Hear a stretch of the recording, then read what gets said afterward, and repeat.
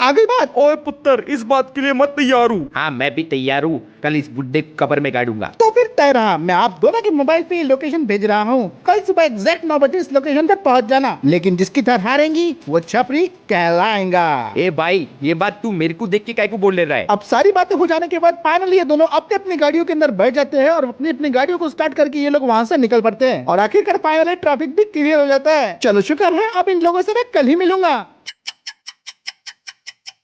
अब अगली सुबह ठीक 9 बजे मैं लोकेशन पे पहुंच गया था और जैसे ही मैं लोकेशन पे पहुंचा उसके बस 5 मिनट के बाद ये दोनों भी अपने अपनी थार्स को लेके वहाँ पे आ गए। दोनों तो काफी जोश में लग रहे थे, लेकिन न्यू थार वाला तो अपने अलग ही एटीट्यूड में चल रहा था। ओए आज तो तुम्हारा भाई जीतेगा। अब ये दोनों अपनी अपनी गाड़ी से बाहर निकल जाते हैं और मैं इन्हें चैलेंजेस के रूल समझाने लगता हूँ। टोटल 4 चैलेंजेस होने वाले थे। चैलेंज डिफरेंट डिफरेंट टाइप के होंगे और जो भी 4 में से 3 चैलेंजेस जीत जाता है वो विनर कहलाएगा। ए भाई, मुझे तो लगता है इस बुड्ढे की थार एक ही राउंड में खराब हो जाएंगी। बेटा भले ही कितना भी बड़ा हो जाए रहेगा हमेशा बाप के नीचे ही, और ये बात बेटे के लिए नहीं थी। बस तू सपने ही देखता रहे बुड्ढे। ठीक है बहुत हुआ।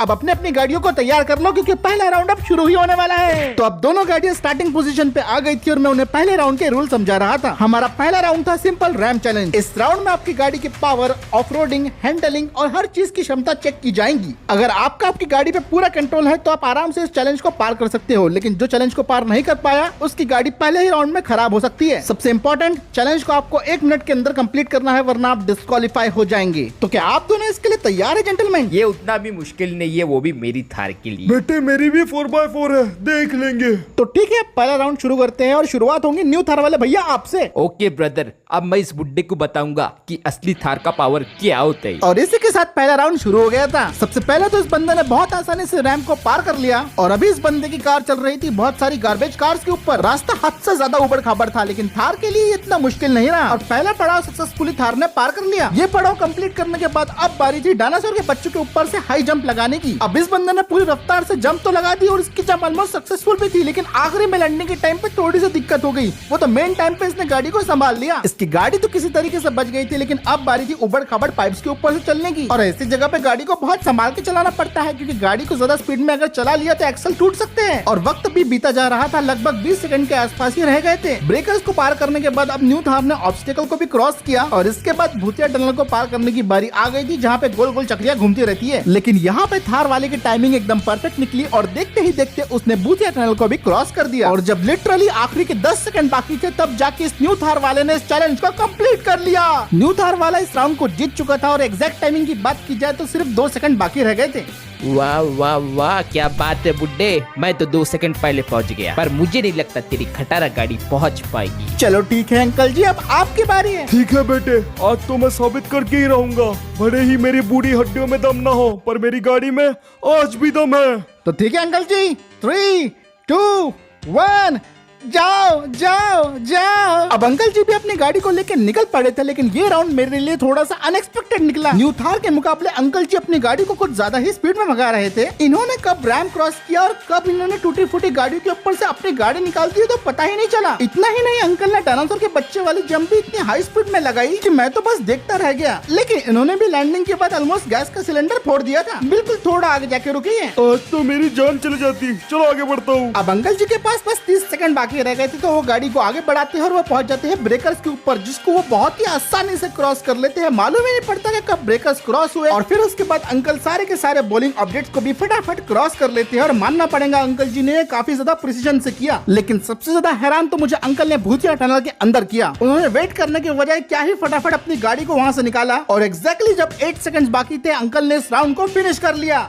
देखो बेटा, मैं भी पहुंच गया, वो भी तेरे से 6 सेकंड पहले। अब पहले राउंड में चाहे न्यू थार हो या ओल्ड थार, दोनों ने बढ़िया परफॉर्म किया था। और सही बताओ तो मुझे तो ये मुकाबला कहीं से भी एक तरफा नहीं लग रहा था। मुझे इस राउंड से फर्क नहीं पड़ता, अगले राउंड की तरफ चलो। हाँ, अगला राउंड शुरू करो, मैं भी तैयार हूँ। तो जेंटलमैन, अब राउंड 2 की बारी आ गई है। This round is all about the power of your car. इस राउंड में आपको करना पड़ेगा टोचन, लेकिन किसी ऐसी वैसी गाड़ी को नहीं, बल्कि आपको टोचन करना पड़ेगा इस टाटा सिग्ना को, जो कि लगभग 50 टन का ट्रक है। और आपको इस ट्रक को टो करके सीधा उस रैम के ऊपर लेके जाना है। अगर टो करते करते आपकी गाड़ी फिसल गई या फिर नीचे आ गई तो आप डिस्क्वालीफाई हो जाओगे, लेकिन जो सक्सेसफुली इस ट्रक को लेके ऊपर चढ़ जाएगा वो विजेता कहलाएगा। मतलब तू ये बोल रहा है कि 50 टन के ट्रक को हमें इस गाड़ी से खींचना है? तेरा दिमाग ठिकाने पे तो है ना? चैलेंज तो यही है भाई, करना है तो करो, वरना अपने आप को छपरी बोल के यहाँ से निकल जाओ। छपरी होगा इसका चाचा, मैं तो तैयार हूँ। तो दूसरा राउंड अब शुरू होने वाला था। सिग्ना को मजबूत रस्सी के जरिए थार से जोड़ दिया गया था और थार भी पूरी तरीके से सिग्ना को टोचन करने के लिए तैयार थी। मेरी इस गाड़ी के लिए ये ट्रक तो आम बात है, ये कार तो ट्रेन भी खींच सकती है। तो गाड़ी की सारी चेकिंग हो चुकी थी,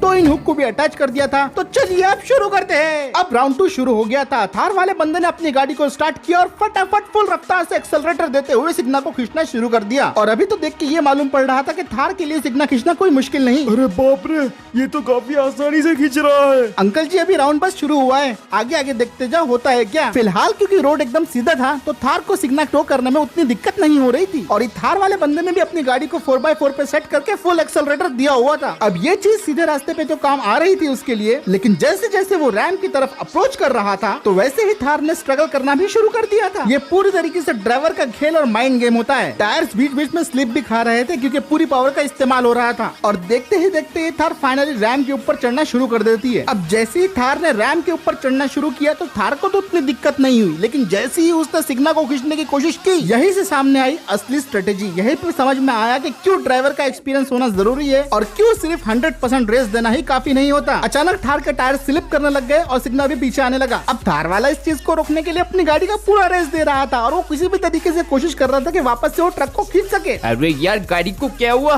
क्या हो रहा है ये? गाड़ी का टॉर्क इनसफिशिएंट था ट्रक को खींचने के लिए। बंदे ने गियर चेंज करने की कोशिश की, एक्सेलरेटर कम ज्यादा किया, लेकिन तब तक काफी देर हो चुकी थी। टायर्स ने पूरी तरीके से अपनी ग्रिप छोड़ चुकी थी और वो सिर्फ ऊपर नीचे आगे पीछे कर रहा था। नो नो नो, तू मेरी बेइज्जती नहीं करा सकती। नहीं, चलो चलो चलो।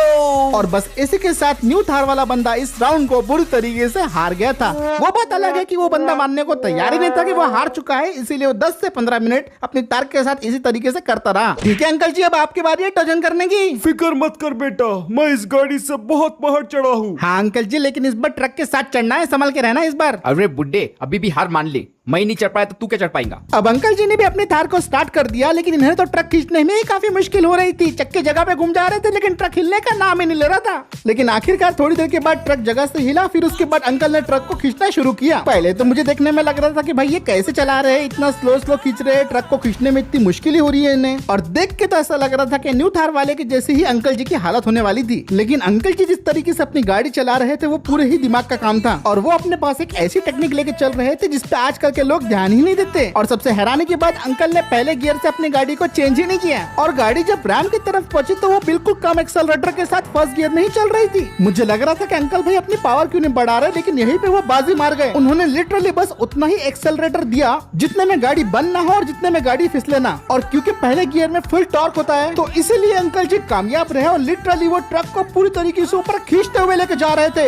ये बिलीव करना मुश्किल था कि एक थार 50 टन के ट्रक को खींच रही है। उन्होंने जबरदस्ती की पावर नहीं बढ़ाई, जबरदस्ती 4x4 इस्तेमाल नहीं किया। मुझे ऐसा लग रहा था कि अंकल पहले काफी पहाड़ी रास्तों पे अपनी गाड़ी को चला चुके हैं, क्योंकि जिस तरीके से वो थार पे कंट्रोल कर रहे थे वो काबिले तारीफ था। और इसी के साथ वो फाइनली आ गए थे ऊपर में अपनी गाड़ी को लेके और इसी के साथ वो ट्रक भी ऊपर आ गया था। और फाइनली इस राउंड की विजेता थे हमारे अंकल जी, जो कि अपनी ओल्ड थार चला रहे थे। ये राउंड सिर्फ अंकल जी ने जीता है अपने एक्सपीरियंस के दम पर। देखो बेटा, गाड़ी पुरानी हो या नहीं, इससे कोई फर्क नहीं पड़ता।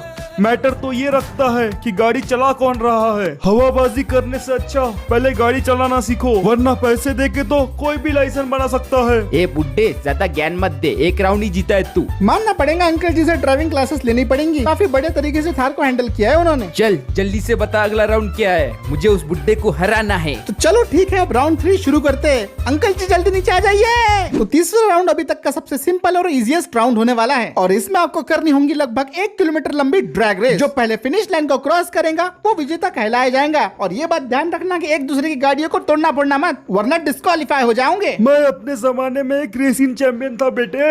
अबे बुड्ढे, तू रेसिंग चैंपियन था, अपन रेसिंग चैंपियन है। तो सभी लोग तैयार हो जाओ।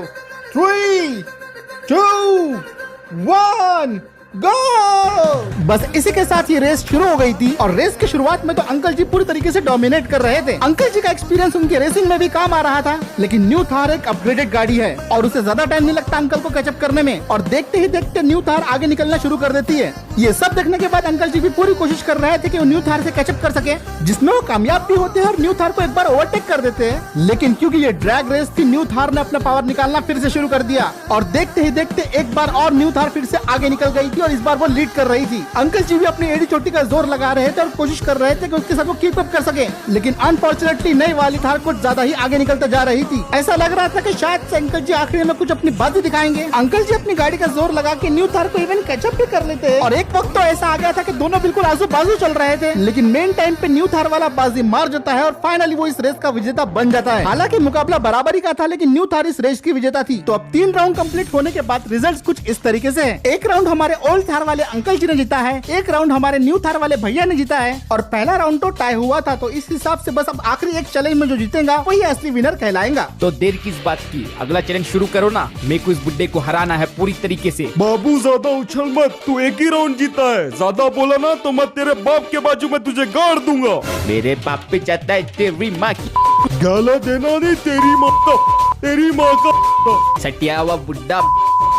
ए भाई लोग शांत हो जाइए, गाला नहीं चल रहे ना, आप ही शांत हो जाओ तुम लोग। मैं तुम्हारा फैसला कराता हूँ, अभी अगले राउंड का इंतजाम कराता हूँ, शांत हो जाओ। हाँ हेलो राकेश भाई, जल्दी से 2 भेज दो इधर, जल्दी से, अपने को 2 की जरूरत है। हाँ 48 टन जल्दी भेजो इधर जल्दी।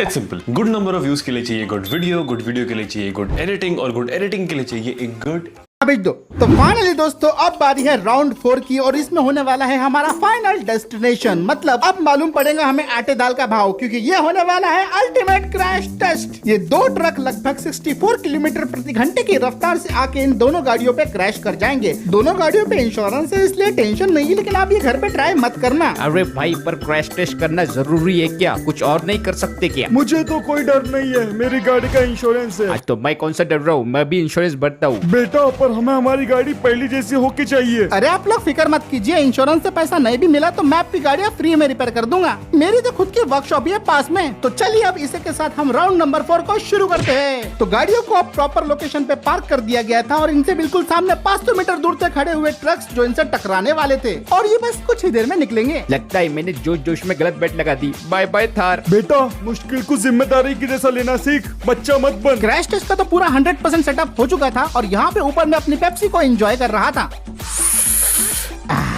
मजा आ गया, शुरू करो।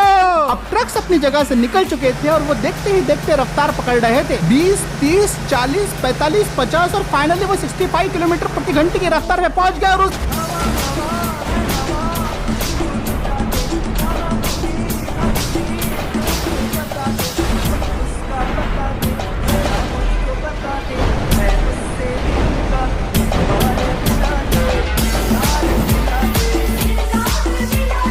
तो इसी के साथ हमारा क्रैश टेस्ट कंप्लीट होता है और